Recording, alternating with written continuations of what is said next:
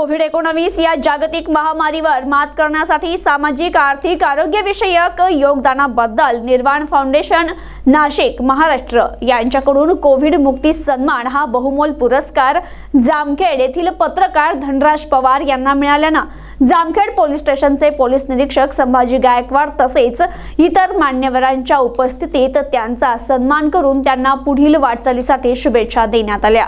पत्रकार धनराज पवार यांना जाहीर झालेला आंतरराष्ट्रीय निर्वाण फाउंडेशनचा पुरस्कार मिळाल्याबद्दल तसेच कोरोना काळात त्यांनी केलेल्या कार्याची आणि पत्रकारितेची दखल घेऊन त्यांचा जामखेड पोलीस स्टेशन येथे मान्यवरांच्या उपस्थितीत सन्मान करून त्यांना पुढील कार्यास शुभेच्छा देण्यात आल्या। यावेळी महाराष्ट्र नवनिर्माण सेनेचे तालुका अध्यक्ष प्रदीप टापरे, भीमटोला संघटनेचे प्रदेश अध्यक्ष बापूसाहेब गायकवाड, उद्योजक अमित गंभीर, संतोष गर्जे, पोलीस नाईक अविनाश ढेरे आदी उपस्थित होते। तर पत्रकार धनराज पवार यांचे सामाजिक कार्यकर्ते संजय कोठारी, प्रफुल्ल सोळंकी, रोहिदास केकान आदींनी अभिनंदन केलं।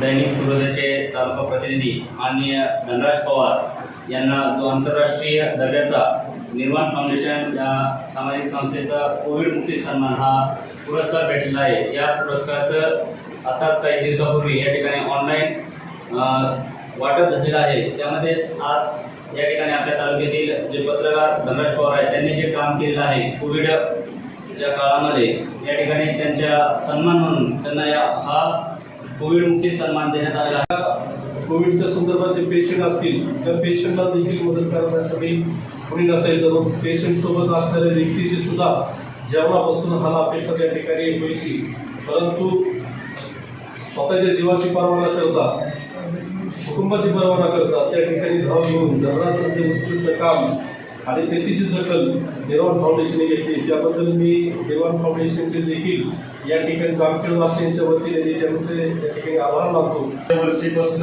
मार्च महिन्याची महामारी आलेली, तर त्या महामारीत अनेक कुटुंबाला त्या व्याधीने बाधलं होतं। तर त्या काळात माणूस बाहेर यायचं धाडस करत नव्हता व समजा एकमेकापासून लांब राहण्याचं शासनाने जे सांगितलं होतं, सुरक्षित अंतर ठेवा, मास्क वापरा, त्या काळात देखील धनराज सारखे जे पत्रकार आहेत त्यांनी झोपून देऊन काम केलं। कुणाला बेड मिळत नसेल, कुणाला औषधोपचाराची गरज असेल, कुणाला किराणाची अडचण असेल, तर अशा काळात त्यांनी जे काम केलं त्याची दखल घेऊन निर्वाण फाउंडेशननं त्यांना जो सन्मान केला त्याबद्दल त्यांचं प्रथम अभिनंदन करतो। अलिप्त ठेवायचा प्रयत्न करत असताना ठराविक काही लोक जाणीवपूर्वक बाहेर येऊन समाजासाठी कार्यरत राहिली होती।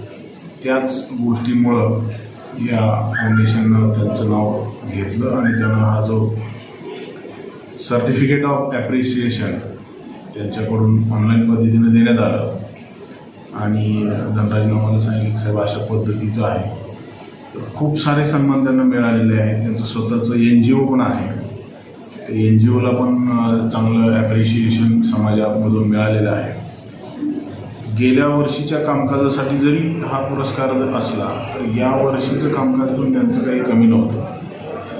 कुठलाही पत्रकार आरोग्य हॉस्पिटलला येताना 10 वेळा विचार करत होता, मात्र धनराज त्या ठिकाणी कुठल्याही सर्वसामान्य शेतकऱ्यानं, कुठल्याही सर्वसामान्य नागरिकांनी जरी फोन केला तर धावत पळत येऊन स्वतःच्या मोबाईलमधून रेकॉर्डिंग करून आरोग्य हॉस्पिटलला देण्यात येणाऱ्या छोट्या छोट्या मदतीचं पण चांगलं वार्तांकन त्यांनी, शब्दांकन त्यांनी केलं आणि त्याच्यामुळं इतर अनेक लोकांना प्रोत्साहन मिळालं की अशा स्वरूपाची मदत आपण पण करू शकतो।